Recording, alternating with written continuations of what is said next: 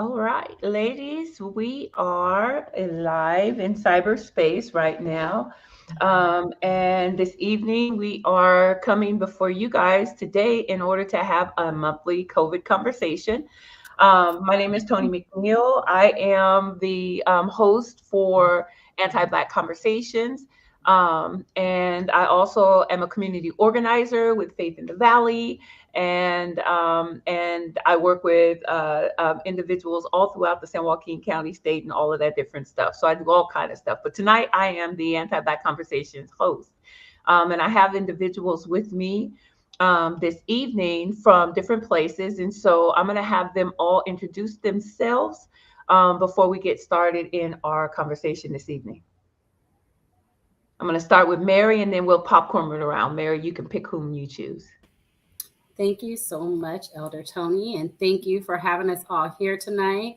Hello, everyone. My name is Mary Davis. I am the outreach specialist for the Reach COVID Flu Grant, and it is a pleasure to be here this evening to discuss the state of emergency that we will have ending on February 28th. So again, I'm thankful to be here, and thank you again, Elder Tony, for hosting us all. And I will go ahead and popcorn it off to Alex. Hello, my name is Alex. I am a public health educator with the Emerging Diseases Program and Emergency Preparedness Program with Public Health Services, and I'm very excited to be here tonight. Thank you so much, Tony, for having us. I will hand it to Melissa. Good evening, everybody. I'm Melissa Yago. I'm the manager of the Emerging Diseases Program at San Joaquin County Public Health. And thank you so much for having us here tonight. Nicole. Hello, everyone. I'm Nicole McMorris with Public Health Advocates. I'm an outreach specialist on the Reach COVID Flu Grant. Again, this is amazing to have another conversation with you all. We really do appreciate the partnership with Public Health Services, as well as Elder Tony hosting this conversation for us to prepare our community as best as possible with the information that we do have. And so I'm just grateful to be here. So thank you so much. And I'll pass it back to Elder Tony. Yay, me.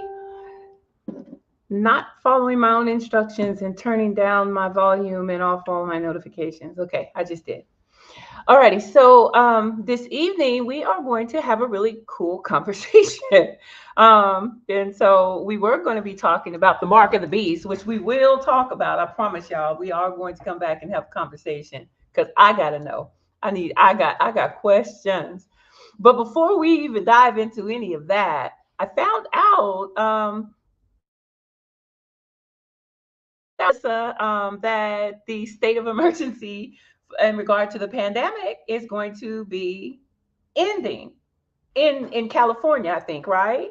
Or in the nation? Or is it just in California? Or is it in the nation? Like, not the nation. They just extended it to, Alex, is it June 30th, I believe? But California is ending February 28th. So the United States of America extended their state of emergency so the federal government extended the state of emergency to June. However, the states individually get to determine whether or not they're going to stay in a state of emergency or not. And the state of California is no longer in a state of emergency, so that will be lifting when? February 28th. February 28th. All right. So before we get into the weeds of what that even looks like and what that entails, I asked some folks, and so I have some responses, but I need to ask some folks. So Nicole, you hear state of emergency. What does that mean? What comes to mind when you hear state of emergency? You know, when COVID first started, and I remember it, like I remember the day, and I was sent home from work, and I didn't even get to sit at my desk. I sat, like I came in, and everyone was just standing up still, and I was like, "What's going on? Like, what's going on?" And they're like, you guys are going home. We don't know, how long it's gonna be for." So as soon as I got home and got my kids home, picked them up from daycare, everything started going crazy as far as like supplies. Nothing's in the stores and everything was just going haywire. And so for me, the first thought, I thought about the military coming down, and like we had to be in at 8:00 at night and things like that, having certain mandates for us not to be able to go out. And so I remember there was no toilet paper near me. I had to go all the way out to the south side to go get south side of Stockton and go get toilet paper, waters. And I almost paid That's like already a problem. It was, I paid water. That's already a tale right there. Pack of waters for $10. And I had to buy it because I was panicked. I'm like, I don't know if we're going outside. I don't know what's happening. So for me, I think the military coming in and for us not being able to go anywhere, having a lot of regulation.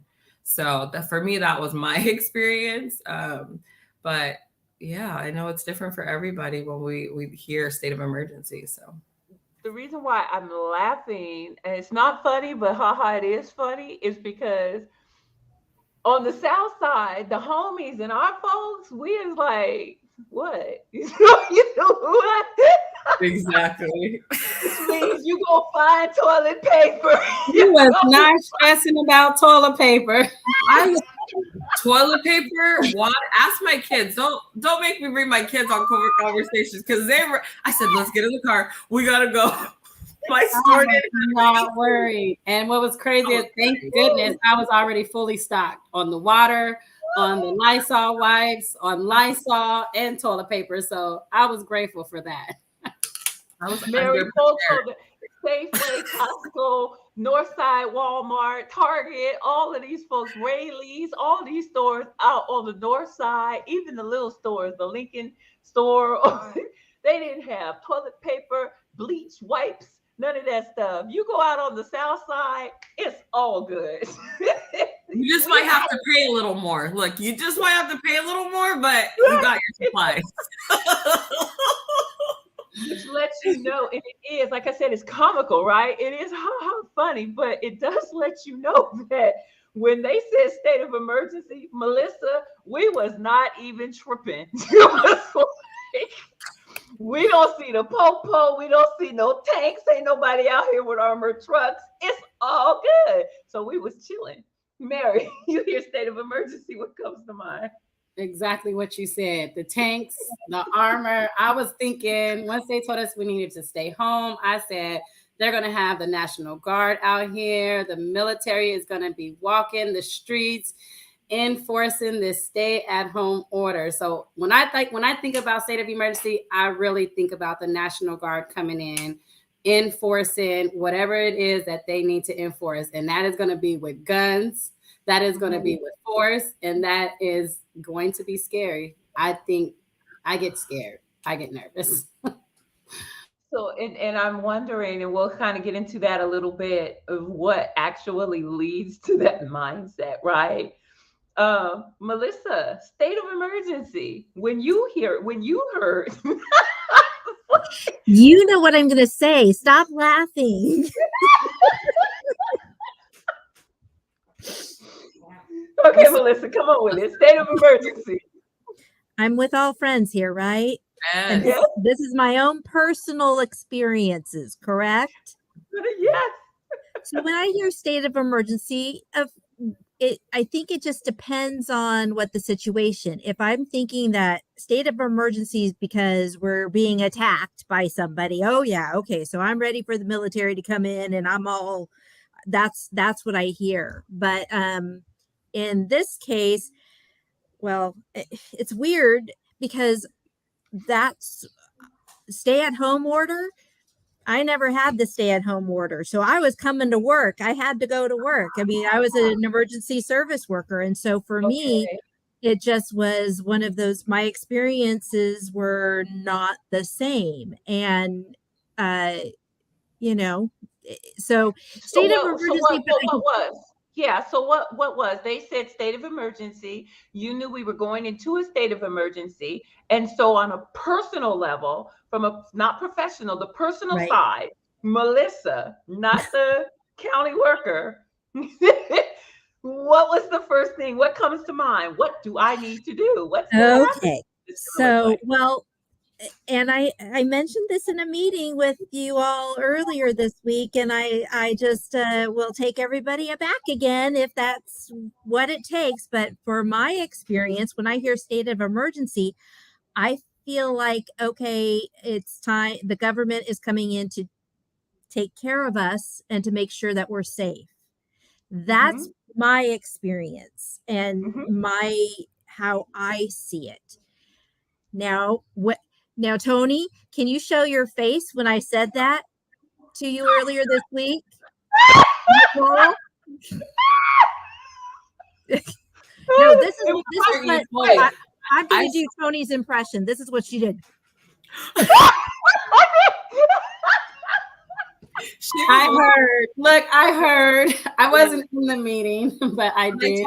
I told Mary, I said it was such a good dialogue though, because we have different perspectives when we hear Oh my that word. When we hear Yeah. state of emergency, we feel different things, just based off our own experiences.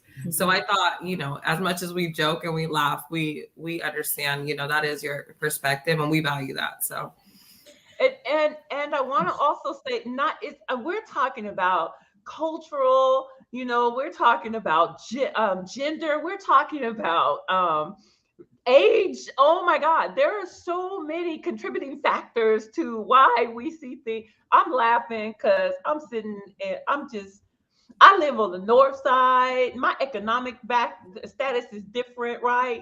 So I'm not where I was when I grew up, and I'm like toggling between spaces. But when y'all said state of emergency, I still was like, my only point of reference was a movie. So Alex, what was you now? Because Alex, I don't know. I don't want to throw you under the bus and say that you like the youngest one in the space, but you might be. Are you a I millennial? might be. um, well, so I graduated from grad school like a year and a half ago, if that gives you a reference of how old I am. Um, Okay. I I think the main thing I saw it as a major inconvenience. Um, I'm sorry. This is not yeah, funny. It speaks to, see, yeah. age. It speaks to, yes. Go ahead. Run with that. Yeah, I was in school at the time, and to be in school and then have to go fully remote, it was very difficult, and especially for students, it's hard learning online, transitioning to fully online. So I saw it as an inconvenience, but I do remember because I was not working in the public health space when the pandemic first started, but I do remember them telling us it was just going to be 2 weeks of lockdown and I remember obviously that lie. that's a joke now that we look back and they few actually said years. 2 weeks and we're gonna Mm-hmm. solve it in 2 weeks. Mm-hmm. But I Mm-hmm. do remember that, and yeah, mainly I just saw it as an inconvenience, and I think as it got worse and worse, it really just I was scared for my parents. That was the biggest thing. Ah, okay. So then there's a different shift of focus. So for those younger, and I can safely say this based on Mary, all of the surveying we did, conversations that we had all throughout last year, Gen Z and the lower end millennial, they were like, and so this is gonna be for how long? Like, well, okay, how long? Yeah, I'm just not feeling this. So how long again? And so you want me to do what? A shot? Why? What? No, no, I don't. What? Why? Okay. Well, can you explain? So everything was really it, and I love the word inconvenience. My children were inconvenienced for real. My grandchildren, they took it more seriously than my younger children did. My son, he didn't believe, I don't want to say he didn't believe in COVID. He knew people were sick, but he was inconvenienced until he got COVID and was sick unto death almost. My Major son, pushback from the millennials. Major pushback. Yeah, they don't like being told what to do. And you were right. It was hard for them to stay in the house, but once they got used to it, we can't pull them out now. now we can't get him out the house. And it's like, go back to work. For what? Why? Wait, Nicole. Look, That was me. I enjoy after a while. I enjoyed being at home. I was working from home. Yes, my hours were reduced. That wasn't happy. I wasn't happy about that, but I was like, oh, this is nice. Like, this is nice being able to be inside. So I had folks that was like, okay, so look, I'm getting unemployment now because my company closed. And wait, I get more on unemployment and then all this extra stuff coming in. They had more coming in than they had when they were working.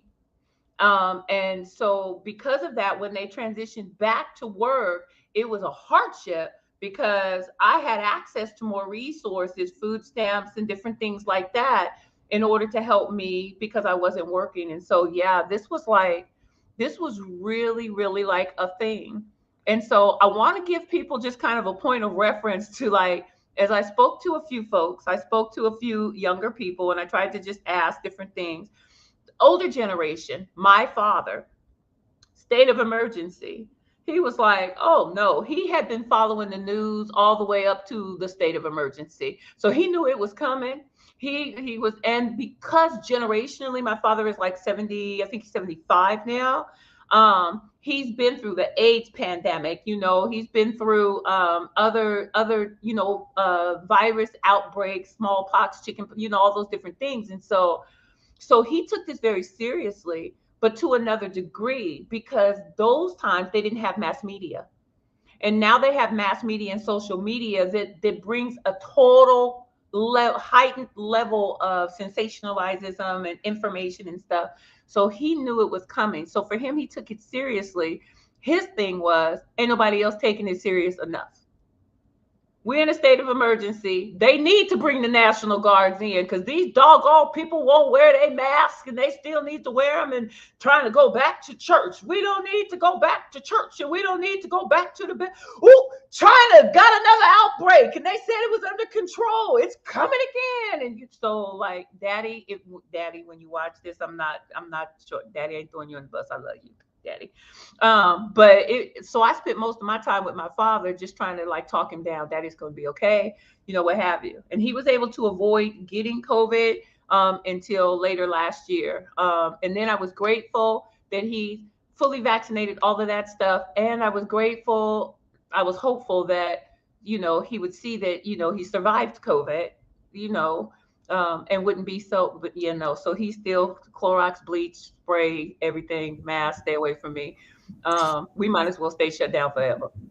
Well, can I just say something too about I find the generational thing so interesting, but I think it's kind of interesting though that the older generation for the most part was very happy to get the vaccine. And my theory is, I don't know, but they know what it's like to live without the medication or without a vaccination. They've seen people with polio. They've seen people with, we have a whole generation. Sorry, Alex, you're part of that, but you all were vaccinated for chickenpox. For me, I had to have it. And half the time, y'all wouldn't realize y'all were. Go ahead, Melissa. But just saying, I think that there is something to it because a lot of people were naysayers just because they could be or they just didn't have that same experience knowing people who had spent their childhood in iron lungs because of polio. So I think that there is something to that. We never had, I had an uncle who passed away from lockjaw tetanus because that was in the 30s, 40s, because they didn't have tetanus shots. So, I think it's kind of I do think it's probably for another time to talk about, but I do find that really interesting. Yeah. So what was it like to live through, Nicole, if you can grab that, I'll note it too. What was it like to live through other pandemics? And so, having that conversation, this hasn't been the only one. Anybody remember, Melissa, you may, but do you guys remember the AIDS when it first started coming out? Absolutely. Sure did. and we had very similar things with the sensationalism as well with the media then.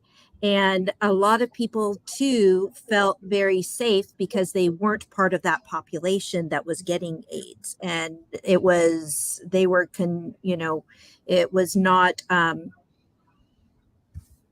lot They didn't of think it was religion. transferable. Yeah. Right. All of Exactly. that. And then we found out it was. And that was Yep. my generation. When the Yep. crack epidemic hit and we were slanging dope and all of that. Oh, did I say we? And folks were slanging dope and all of that stuff. Shut up, Mary. And during that time and stuff. Bring it back, bring it back. I'll bring it back. I wasn't doing that wrong, that wrong, that wrong. But you were just terrified. You were terrified. And so I remember that my first encounter with the health clinic, San Joaquin County Health Department, was like, okay, I need y'all to test me for everything. I'm scared to death. I had a cut on my leg, Alex, and it was taking too long to heal, and I thought I had AIDS. I was scared I had AIDS because I was terrified because I didn't know, because you don't have that knowledge, because the information that was coming out wasn't clear, and all of that. And so without the knowledge, you don't know. And so I was like, okay, I was scared, and the lady was trying to help me, and I'm all crying, like, I don't know. And so can you just test me for everything? And then it would be wait for a couple of weeks and then have to come back. And so now you got 2 weeks where you sitting waiting for somebody to tell you if you gonna die, because it ain't no. Look, y'all, we done been through some stuff. Mhm. So, Nicole, you had a question? Oh no, I did not have a question. Oh, that was just okay. Mhm.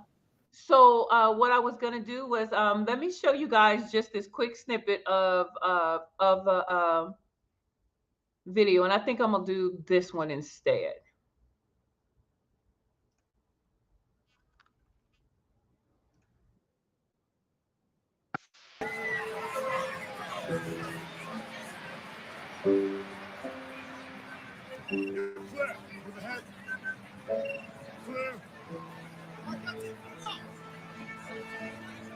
Step up. You're clear. Next. Let's go. No good.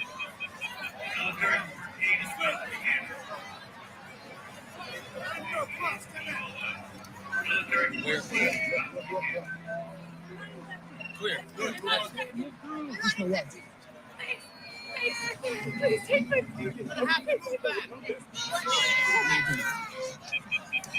No good. No good. What? No. Robert. Get your hands up. Get your hands up. Lieutenant Robert. Get your hands up. Stand her again. Stand down. Stand down, soldier. Stand down. I am Lieutenant Colonel Robert Neville. I'm ordering you to scan her again. Scan her again. All right, scan her again. It's clear. It's clear. Move through.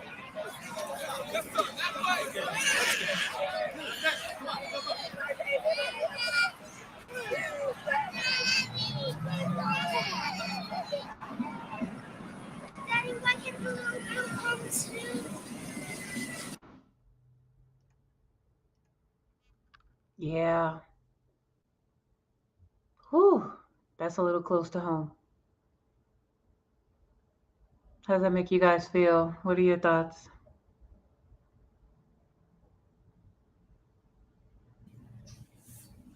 I got goosebumps. It's very scary. Definitely makes your heart race a little bit. I watch a lot of those types of movies, and they are my favorite, but it also feels like it could happen. So it's a little eerie, like I say right now, my heart's like beating because it feels so real. It's definitely something that could happen. And, we saw with COVID how that impacted all of us. So, yeah, definitely hits close to home. It's interesting, just the scanning thing. We were doing temperature checks, and that I seeing that now makes me feel very foolish to underestimate what, when you say state of emergency, could be. Yeah. And it's interesting, just the images we saw from China, things like that happened. People were taking people with COVID out of their homes, and God knows where they went. I mean, I don't know. Supposedly they did go into like a communal place to recover, but we don't know. So I'm sure it happened somewhere. Yeah. Yeah. I was What about thinking the same thing. I said it was heartbreaking. That was heavy. That was so heavy to watch. And all I could think about was the immigration that we dealt with and the issue that Melissa just spoke of in China. People really are being ripped away from their families, and children not being able to be with their parents or go with their parents wherever they may see them leaving to. Right. For me, that was heartbreaking, and I have chills just speaking about it. Yeah. Yeah. As I watched it, and you guys know, I was trying to find a clip, um, and so I didn't have a time to censor this clip before I actually showed it just now. Um, and I'm saying that because even as I watched it, it almost brought me to tears because um, a couple of things. One is the fear. It's palpable. We just went through a major pandemic across the nation, the whole world, right? A worldwide pandemic. Um, and so knowing that, the only point of reference that I had, you guys, were scenes like that. 'Cause I've never lived through a pandemic before. And so when you call a state of emergency, the first thing I think is because this was a global pandemic and we couldn't fly, we couldn't go to these different places. You have to show them whether or not, you've been tested. People couldn't make it home. People were locked on cruise ships for weeks at a time, And so these aren't put downs. This is just like, if we just reflect, this was just yesterday, And so knowing that and the severity of it, when we call a state of emergency, these are the things that come to mind. These are the things now that we remember, right? Like we're in flood zone, flood crisis. Well, we actually are short of natural. We have national disaster funds that are being allocated to the state of California right now, right? We are actually in a sort of a state of emergency right now because of natural disasters. So it's just been one thing like right after another. One is ending, but we just entered into another one. So I wanted us to just kind of sit with that for a moment because we have to then understand emotionally where all of these different community members are, where they've been, what they've gone through, how they process this information, and why it's been so important for us to have COVID conversations, breaking down kind of the blah, blah, blah of stuff for individuals such as myself and my daughter, who was like, oh no, state of emergency, tanks, trucks, I don't know. But if I don't see them, out of sight, out of mind, it must not be an emergency if it doesn't look like what I imagine in my mind. I see you saying, oh, Melissa, what? Come off from mute. No, I think that is absolutely huge. That's a fantastic, that brings a lot of education to my brain in the sense of if if that's what state of emergency means to somebody, then if it's not happening in that way, then it must not be that big of a deal. So I can thank you for that. I can see where it came from. It's very challenging when uh, I've been with the pandemic before it was a pandemic. I mean, it was 3 years ago, probably right now, that we were having our preliminary meetings when, CDC put us on alert as to all that was going on. And so it was like, I've just been in it. And so throughout it all, it's kind of going, we're working so hard. Why can't people just stay at home? Why can't this? Why can't that? Let's stop the spread. And so that really helps me because we all have blinders. We all have our own experience. And I just appreciate the fact that you've shared that with me. That helped. Yeah. And then just making sure too, and you all, like I said, you can come off of mute. That's why I did the sound check. You don't have to live on it if you don't want to. We're going to get into an update in a second, but I just wanted to say that not just leaning into that, but also just keeping in mind that when we have been following something, so for example, the health departments and CD, is it CD? Who is it? CDC. CDC. And so monitoring it, for a year and a half prior to the actual pandemic, by the time it hits us in conscious awareness, we're trying to, so when they say, but you just came up with a vaccine yesterday, that's because we just became aware of a pandemic. So we became aware of it. A few months later, they're starting to test out vaccines. No, they've been working on this for a while because they've been tracking it for a while. It's just that we weren't consciously aware of it. So sometimes it's just in that even that messaging, we're trying to play catch up in real time with something that has been being talked about way, way, way, way back. No, absolutely. And we don't know what we don't know. And so the vaccine is a whole other conversation to have about that, but we've had vaccines around for over 200 years. And so it's been starting for a long time. The technology has just developed, and a lot of people had the misinformation that it was a tracking device or it was developed too soon. So people there's a safety issue, but the technology has been around for 20 years. They've just used it on a different virus. And so that was the best part of it, is that we had that development already done. Now we could apply it to something else. Yeah. And then we're not going to get into the tracking device. I don't even know, Mary, if I could have that conversation with a straight whole face. Okay, well, so we had several conversations about that last year, and it was a big deal. There is a lot of misinformation out there in regards to the vaccine.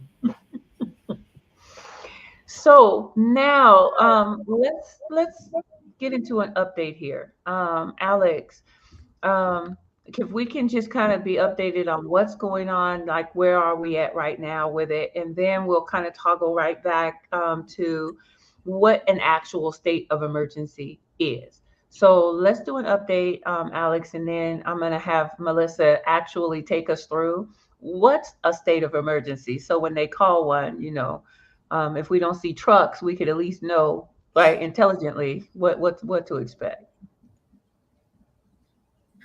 Awesome. Thank you, Tony. I want to go over flu as well today because we talked a little bit about it on the last conversation. So I kind of just want to give an update on where we are right now. So we are in California at a moderate level of flu, although the Central Valley you can see is a little bit darker of an orange. So we're experiencing flu at a little bit of a higher rate than some of the regions were a few weeks ago. It is normal, though, that we see a rise in respiratory illnesses after the holidays. Of course, people are meeting. We've heard this with COVID, but it is the same with flu and RSV and things like that. We typically see a little bit of a blip after the holidays. So if I could just show you the graph on the right-hand side here, you can see that we're coming down off of a we're declining here. But we don't know if there will be a second peak of flu this year. It is definitely possible. And we had discussed in the last COVID conversations that we were seeing respiratory illnesses peaking much sooner in the year than is normal. So we don't know if there will be a second peak, but it is coming down right now in California. Of course, if you haven't gotten your flu shot yet, it is still a very good idea to do so. Most pharmacies have them, and we were offering them with public health, but we ran out. There was a lot of flu vaccine uptake this year, which we were very happy with. But you can, of course, go to your pharmacy and grab a flu shot if you don't have one yet. And that might be a reason why we're going declining too. I just want to, the vaccine probably was very helpful in the decline. Yeah, because there's been a lot of people with the flu, with RSV, that, don't necessarily have COVID, but they're still like really, really struggling with respiratory stuff. Mm-hmm. Lots. Yeah. All right, next slide, please. Thank you so much. All right, so we're just looking at a 90-day glance here. So this is not the full picture of COVID. This is just the last 90 days. So we're going to move from left to right. The graph on the far left here is our testing positivity rate. So this is of the people who are getting PCR tests that are turned into the lab. What percentage of those are positive tests? We are seeing, again, a slight increase. It's normal after the holidays. We were expecting that. We definitely expect cases and hospitalizations to trail after. So you can see in the middle there, our case rate there was a little bit of a blip, but it's been remaining pretty stable. Our hospitalizations have increased a little bit, but for the most part, they've been pretty stable as well.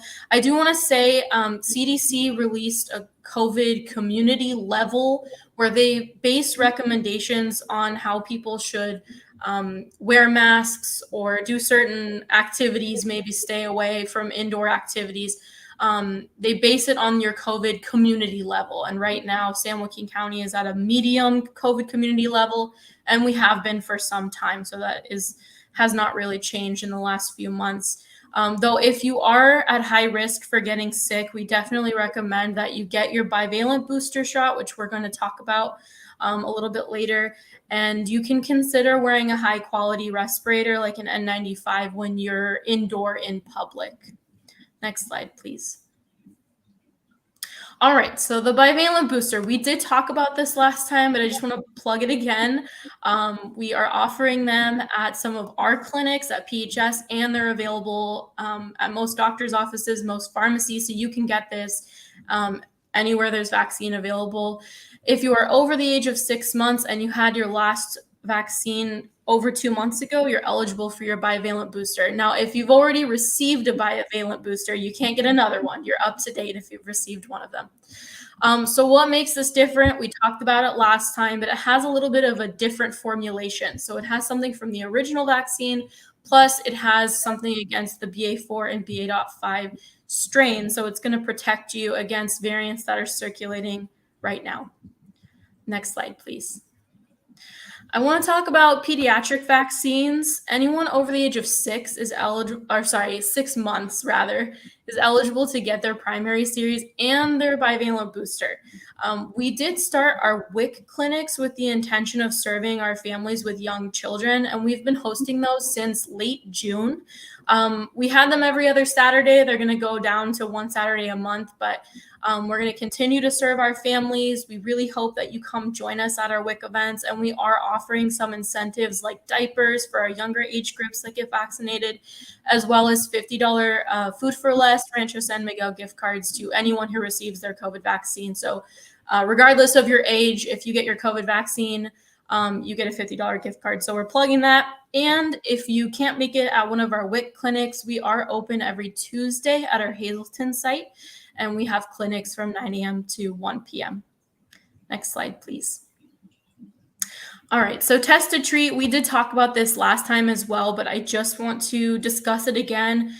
So test to treat locations are places where you can go with no appointment or insurance needed. You can get tested, and if you test positive for COVID, you can receive your medication on site all in one place. You don't have to go one place to get tested, wait for your medication to come through, go to the pharmacy, you get it all in one place. So we really recommend people who are experiencing COVID symptoms to go ahead and get tested as soon as possible. You should go to one of these test to treat locations within 5 days of symptom onset.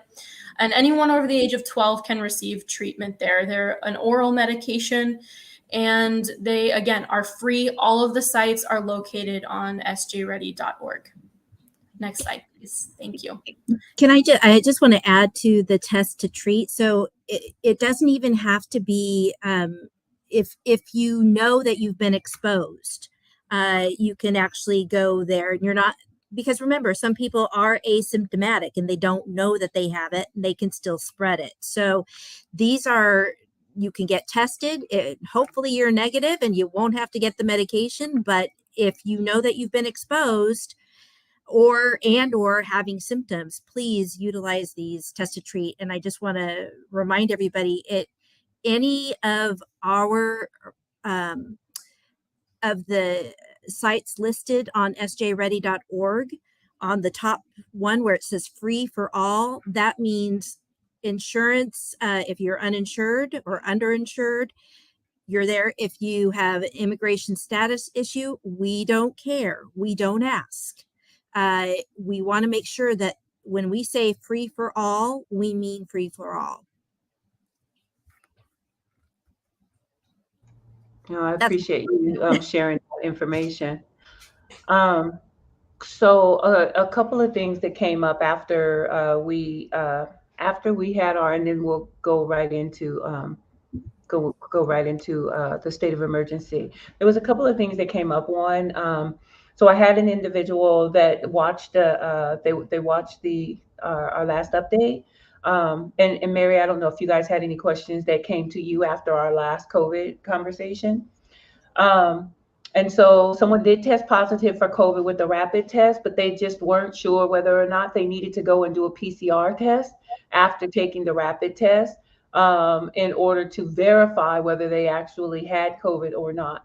And so, Alex, is that necessary, or is that a question they should ask their doctor? So usually, I'll try to explain this the best way I can. It's kind of jumbled in my mind, but most people, if you're actively symptomatic, you'll test positive on a rapid and a PCR. But there are some instances where people are not as symptomatic. They'll test negative on a rapid, but they're actually positive on a PCR. So if you're showing positive on a rapid, you have COVID. You should definitely go to one of our test to treat sites. Okay, so if they test positive on the rapid, they should go to a test to treat site. Okay, and that's what I'm trying to make sure that we're clear on. So then the medication that is given at the test to treat site is to help with those that have COVID.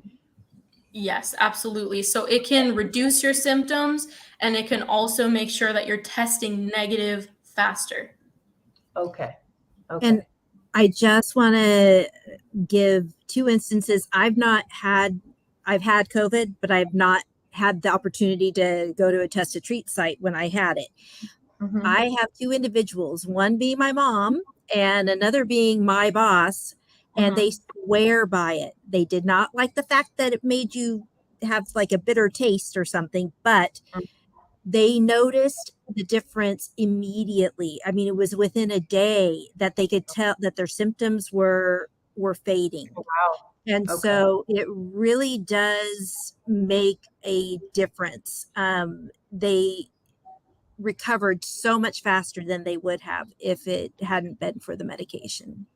Yeah, because I was down for a full-blown, absolute, no questions asked, 14 days. Mm-hmm. For sure, without a shadow of a doubt, because I was mad. Because the test would not show that I was negative. Oh, yeah. Yes. But that was one of the questions. There was another one.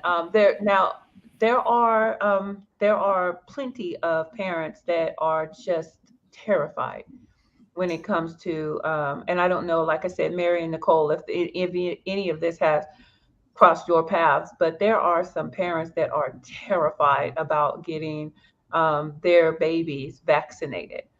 And so is how successful has that been? Do you guys have any trends or, numbers in regard to showing whether or not parents are actually taking their kids in and having them vaccinated 6 months and as low as? Yeah, unfortunately, we're not the lowest in the state of the county, but I think that the last I saw is that we might be at 5% of our kids taking the pediatric vaccine. And I can understand as a parent being so afraid and not wanting to give your child something that may hurt it. And I'm a mom. I get it completely. But as a mom, knowing what I do know, I would absolutely have them get the vaccine. If it was my grandchild, I would absolutely have them get the vaccine. The main reason being, especially if they can develop RSV along with it, let's just say, because you can get, all of these viruses, we're all susceptible to them. And, my son ended up having asthma. And so if he got COVID when he was a little one, talk about a double whammy. And so if I could protect him in any way that I could, I would do it. That's just me. But yeah, and a lot of people say, well, kids don't get sick. They don't get sick enough. Well, that's not true. Wow. That is not true. And so this one isn't just a cultural, this is across the board, so yeah, Absolutely. This is being parent. Yeah. Yes. Okay. Yeah. Okay. So yeah, those were the two things that were coming up. Was with the if I test positive with the rapid, do I still need to? So the answer is you don't necessarily need to do the PCR, because if you test positive on the rapid, then you got COVID. However, you should go to the test to treat site or go to your doctor. You can also go to your doctor, yes. They have the same medicine. So, I can go to the doctor and get the same medicine I can from the test to treat site. Okay. Yes. So that it would be helpful as opposed to just writing it out. Okay. So I do have a question in regards to that. Are these medications available at urgent cares? They can prescribe them at urgent cares, yes. They can. Okay, good. That's it doesn't mean you'll get them at the urgent care, but you can get the prescription. So if you go to the urgent care, they probably won't have them on hand, but they can have a prescription. Thank you for that. Thank you for that. The doctor also does is write a prescription, or do they have them on hand? I'm sorry, what was that? Is that something that your doctor, your primary doctor would do? Would they write a prescription, or do they have it on hand? They don't have it on hand. Only You would have to go to a pharmacy. Yes. Okay. So you're taking a step out of the equation. Yes. Going to the test to treat. Yes. Right. So no, that's really good. Have the medication on hand. So you can walk away with the medication in your hand the day that you visit. Gotcha. Well, the hour that you visit. I mean, so it's a one-stop shop, and you don't. It's a one-stop shop. Yes. Okay. Thank you. Okay, and that is very helpful. Also, so SJ Ready has the listing also where you can go and get your vaccine. My son. Oh, sorry. He gonna see it because all of my children finally at some point, except him, that boy child. And now in order for him to work, he was like, so he's like, Ma, and so I was like, okay, of course I should have a spreadsheet of where else you can go in order to get, because he's now just wanting to get the vaccine. He hasn't even had the vaccine yet. So yes, I'm gonna need to go to SJ Ready and get a listing for that because it's most recent. Well, and because on that, there is a listing of where our mobile clinic is during the week or any of the events there. Obviously, you can still go to your primary care or I believe CVS, Walgreens, all of those places also do it. but he's uninsured, and so that now that's Uninsured. right. Absolutely. He could I go to, think. Go ahead. I'm sorry, he could, SJ clinics as well as CMC also have the vaccines available, and they do serve uninsured. But yes, he can come to any of those that are listed on SJ Ready. That also include our WIC clinics, and which we're having one on Saturday at the Stockton WIC on Aurora Street. And then every Tuesday, we also have a clinic at our Hazleton office. And at those Okay. places, you'll get a $50 Food for Less grocery card. Oh well, shoot, he need that. I'll tell him to go there. I hear you. Next Saturday, the 21st, is our Oh, WIC. next Saturday. Sorry. You're right. Okay. So this is a good segue to the end of the state of emergency. Now, that example, uninsured, no insurance, I need the vaccine, right? I'm going to need to get both my vaccines, and I'm going to need to probably come back and get a booster. And so all of these incentives, all that. Now, end of the state of emergency, doggone it, what happens? Oh, I know. So let's go to the next slide. And let's just talk about what a state of emergency is. And I know I love, Tony, that you put up the illustration of what we all believe a state of emergency is, where the National Guard is coming in, people are being uh, threatened with guns if they don't do what they're told to do. In a public health state of emergency or a disaster, basically what happens is that the state governments, they need quick access to resources in order to respond to the emergency. And so what this does is that this allows many things. This allows the laws or regulation can be temporarily suspended or modified. Now, I know that can be scary if put in the wrong hands, but when we're in the public health, at least here with disease, what that is doing is that we're attempting every way in order to maintain life and property. That's what when you declare a state of emergency, it's because you're doing everything you can to defend life and property of the citizens or the residents. So in this case, well, right now we're in a state of emergency for a flood, right? And that is because what we're doing is that allows us to send workers to provide sandbags. That also allows to where we can open shelters if needed. Let's say, I know that this is Sacramento County, but Sacramento County, they had evacuations in Wilton because of the McCollum River, overflowing and going into houses, and people needed shelter, right? And so what that allowed was for them to get the people out and get them to a place that is safe and be funded for it as well. Because remember, all of this costs money.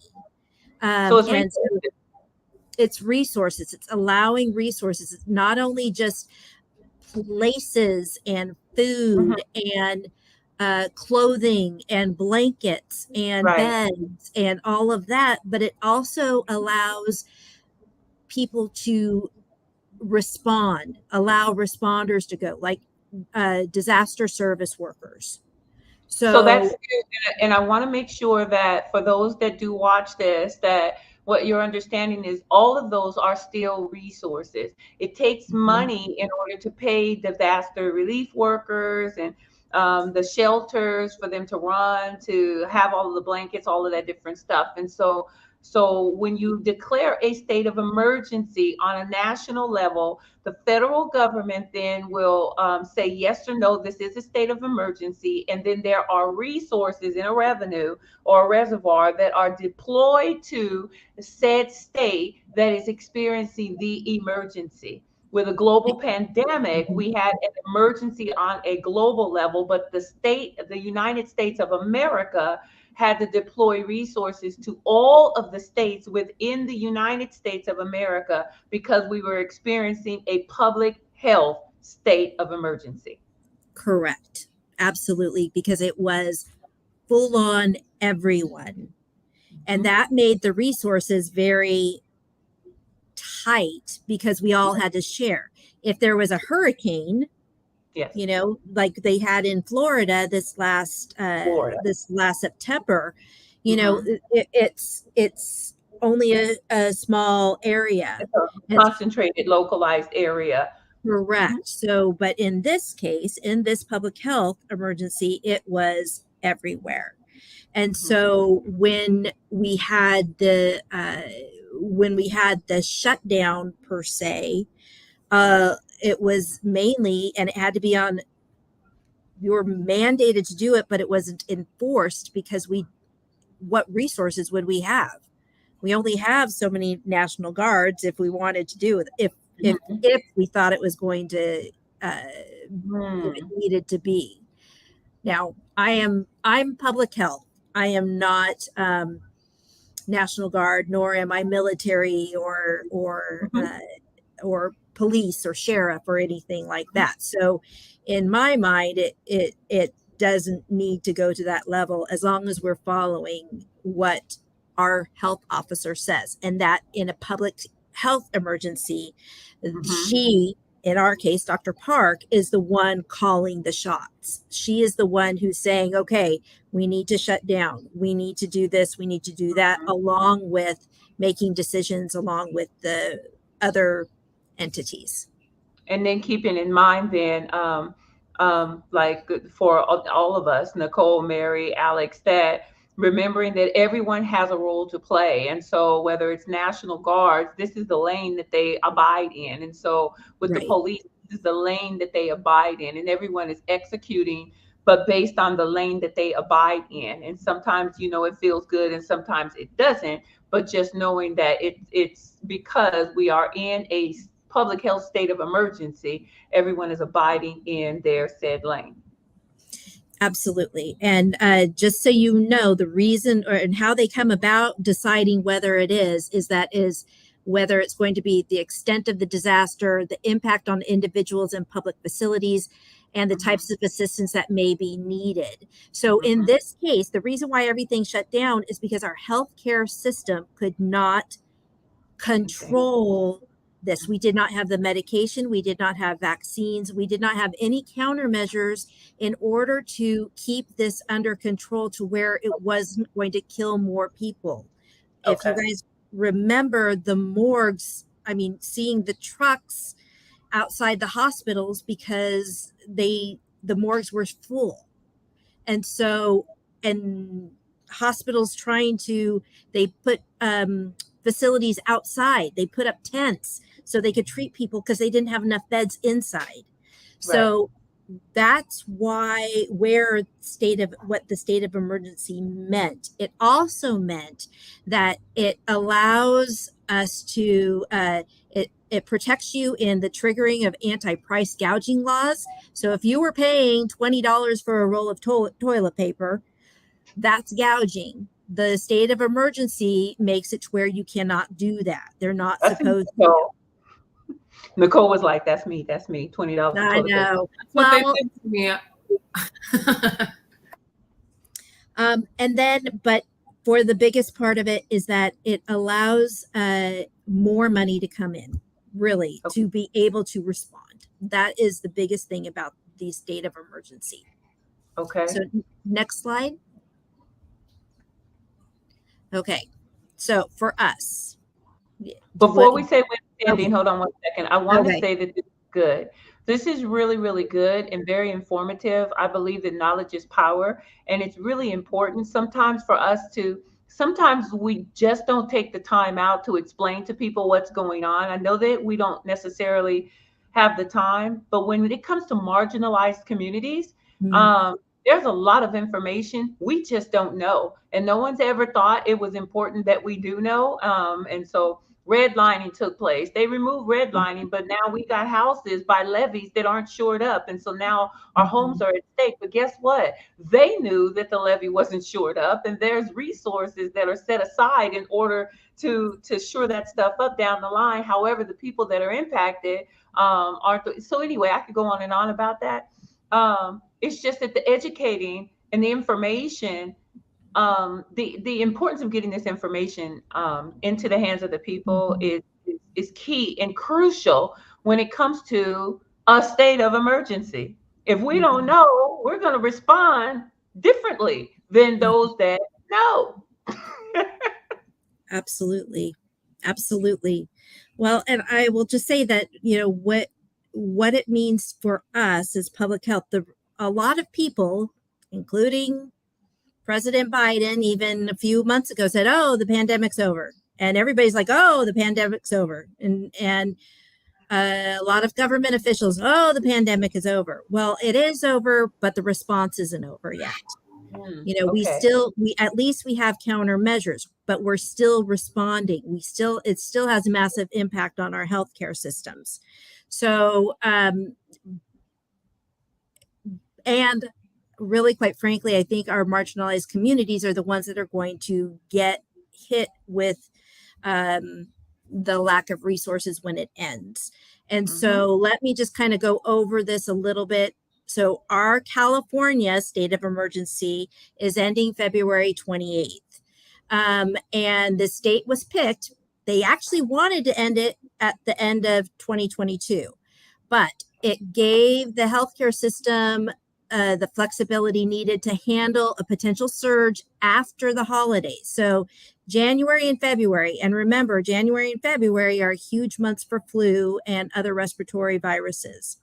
And so it provides enough time for the state and the local public health governments to prep for the phase out. So we're very thankful that he extended it until February 28th.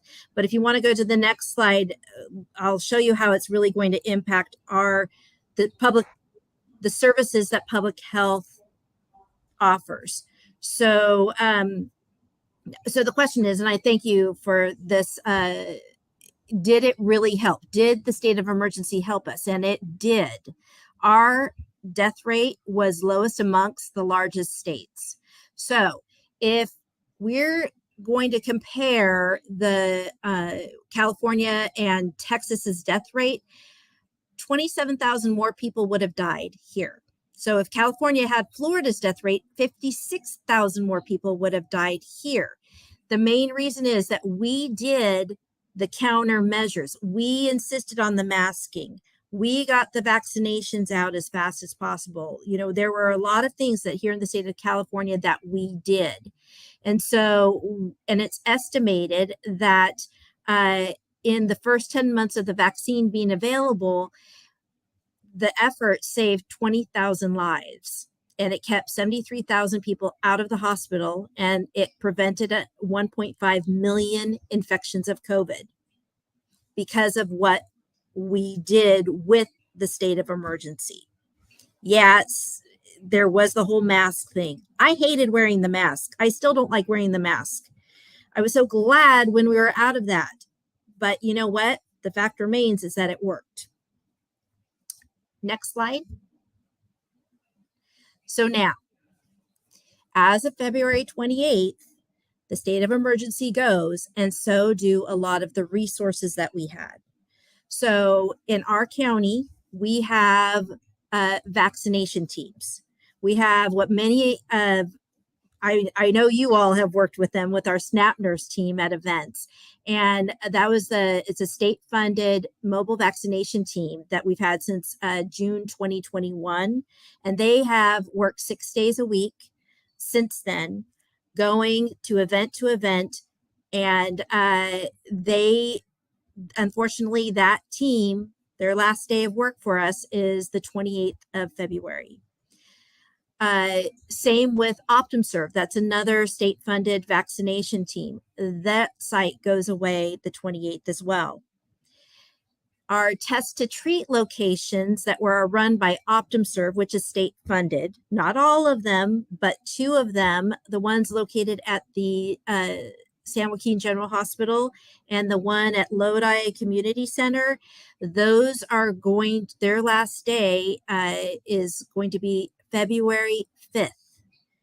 Not the 28th, but February 5th. The main reason being is that our utilization rates are below 50%. And so they're taking away all the state funded vaccine sites that are underutilized by February 5th.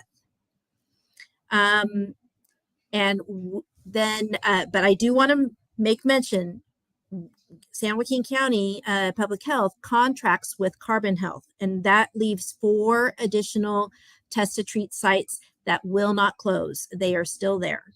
So you can go to SJ Ready and find them, and they will be there. We're hoping until June 2024. Obviously, we'll have to make sure that that they're being used, but we want to make sure that they're there. Specifically, those we do not have to have insurance. We do not have to have resident information. We just need anybody can go there and get tested and treated as needed. But we cannot. We are expecting that the vaccines and the treatments are going to start costing money. I do want to make sure, because Dr. Park really wanted me to emphasize this tonight, is that for as long as public health is getting the vaccines from the state for free, you all will have free vaccines available to you. The county residents will all have them. So we just want to make sure that you understand that, though it might be if you go to your doctor, it may not be free. But we don't know yet. We don't know everything yet. So I just want to put that out there. Things are still in the planning stages at the state level. Okay. And how do we lean into that information? Like, how can we determine? Just ask our physician if it's going to change, or should there be notices that may be coming out? Do we keep an ear out for those? Well, we're not. I would do that. I'm sure there's going to be things in the next month for sure. I know that at least the general media, our local media will be covering and explaining those things as the state has released them. You can always contact us. We will always be upfront with you and if we can provide them without you having to go to your provider, we'll let you know how to do that. But we also work with providers. And so a lot of things are going to be changing, probably in the sense that some providers who have yet to offer the vaccines may have to start doing that, specifically for pediatric doctors. Okay. So other things that are staying, because we do have funding, some COVID funding for the next 18 months or so. And so we at Public Health are still going to be providing free over-the-counter tests through the various pickup sites that we have in the county. And those are also listed on sjready.org testing site. And that includes our WIC locations in Manteca and Stockton, as well as our Hazleton Clinic and all of the county community centers. Not necessarily the city community centers, but all those for San Joaquin County community centers. They're all dispensing sites for over-the-counter tests. And then vaccines and test to treat will be available through public health, no insurance or residency status required. And so, but one of the things we really need to know is what other resources does our community need? That is a really big thing. And I do want to say that, again, the reason why the state's taking away some of our test to treat sites so early is because of underutilization. And so it is vital, if we want to keep some of these resources that we have, we need to use them.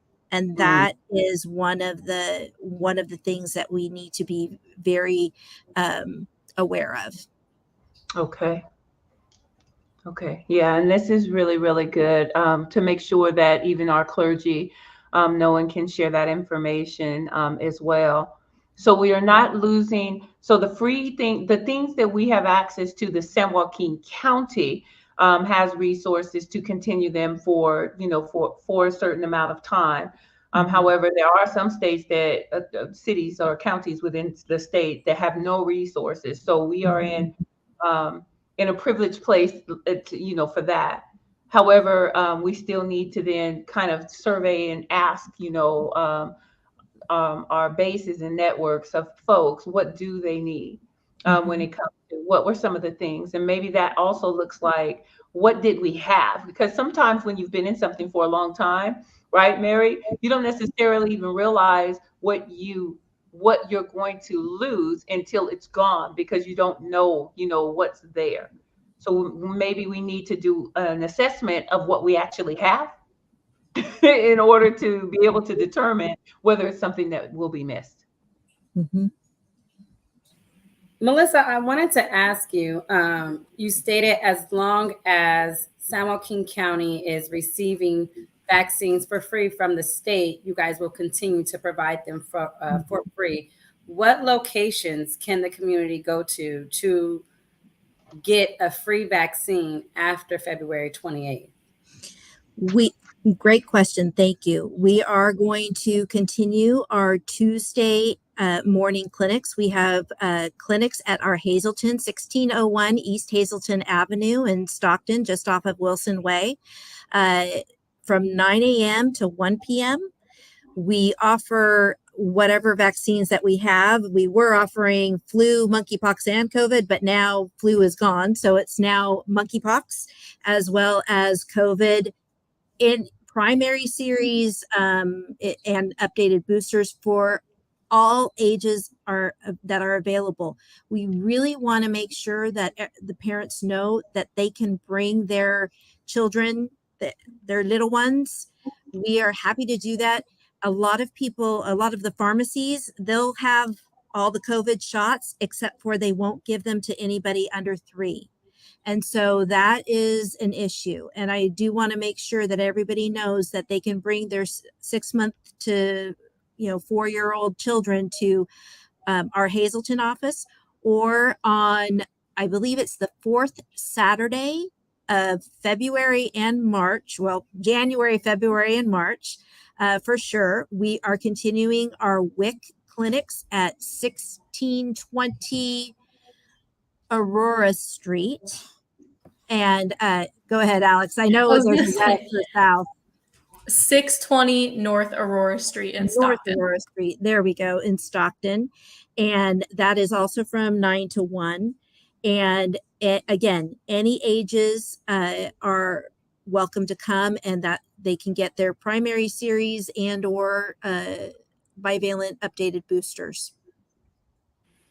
Thank you. Thank you so much for that, Melissa. I have one more for you. And but I just say, remember, if you come to us and get a COVID shot, you get a $50 gift card for groceries.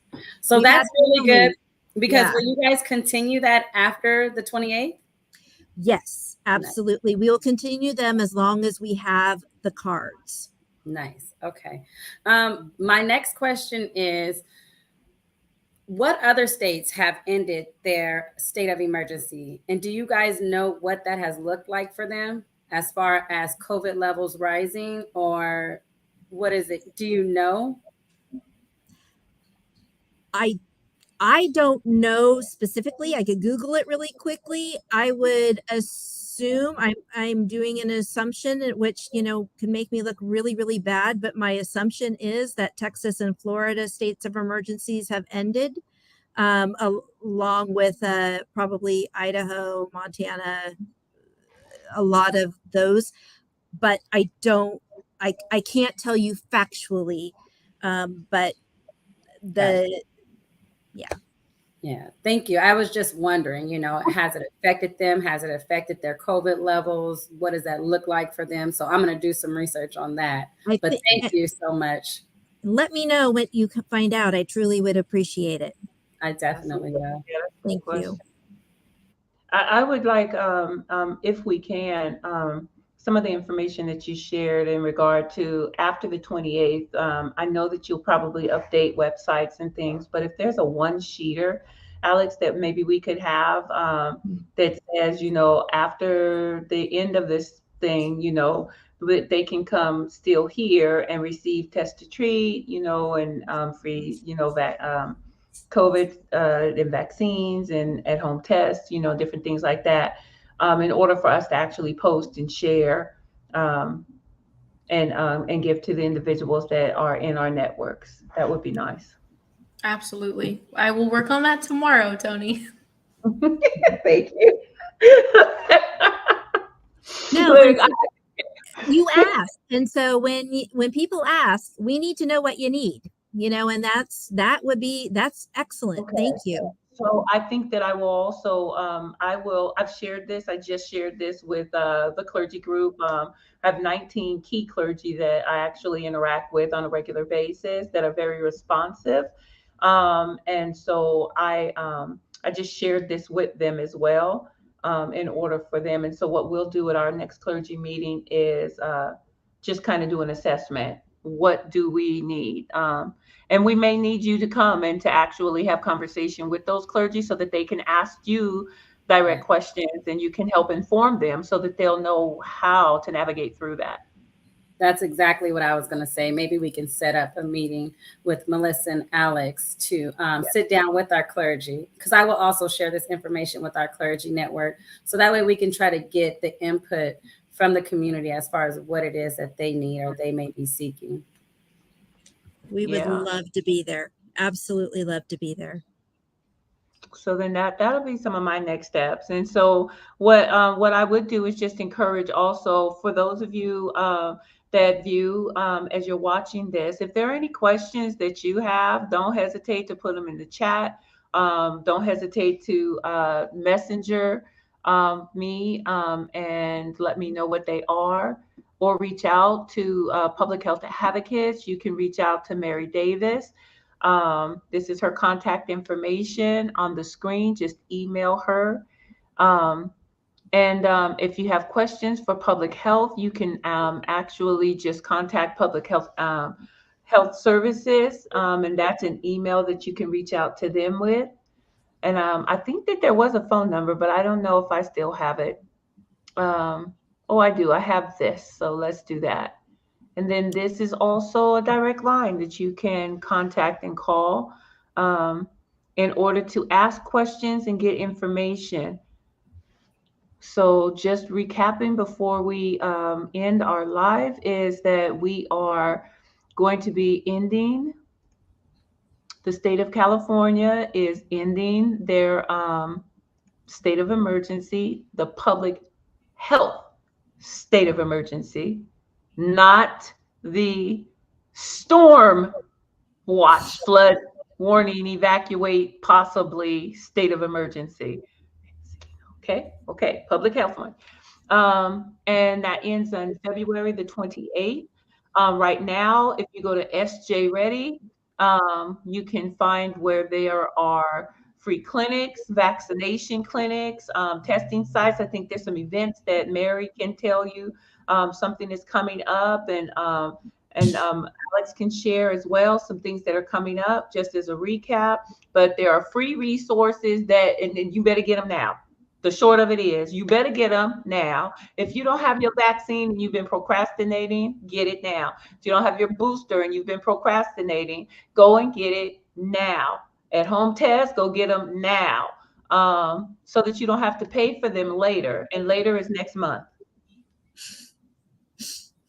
That's me, just kind of short and to the point, right? Thank you so much, Elder Tony.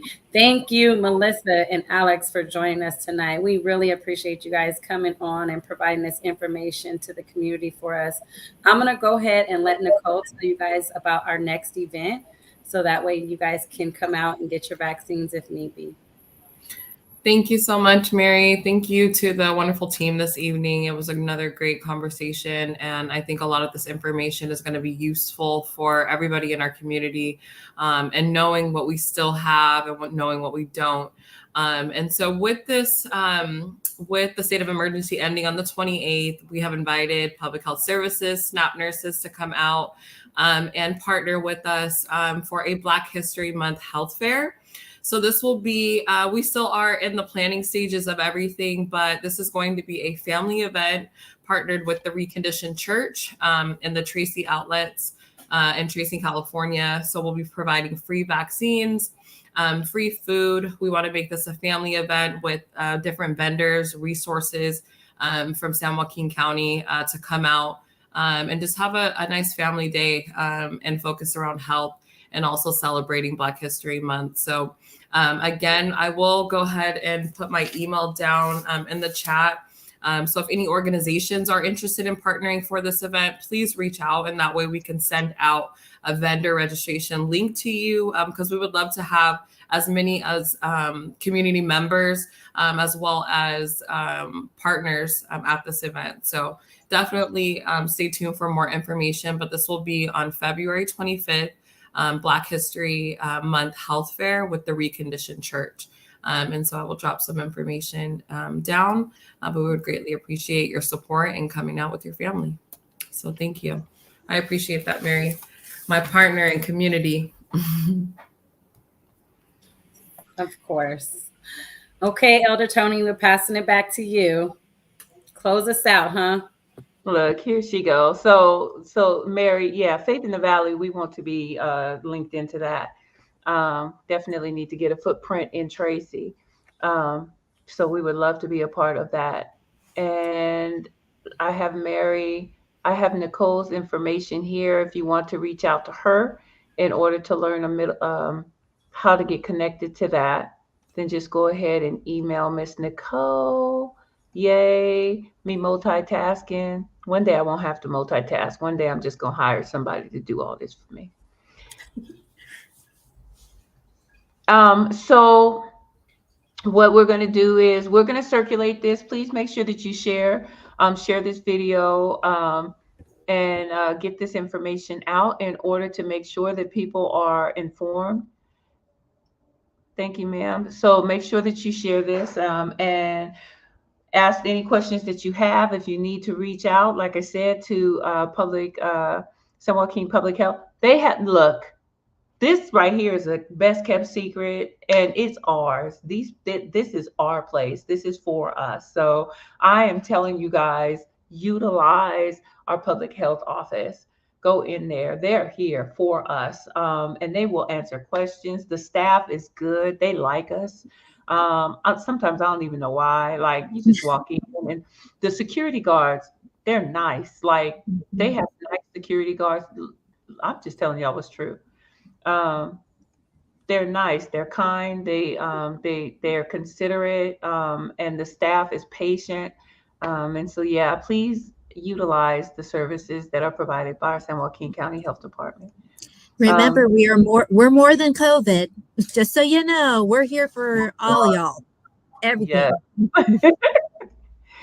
So thanks again, you guys, for coming out this evening and joining us for this COVID conversation.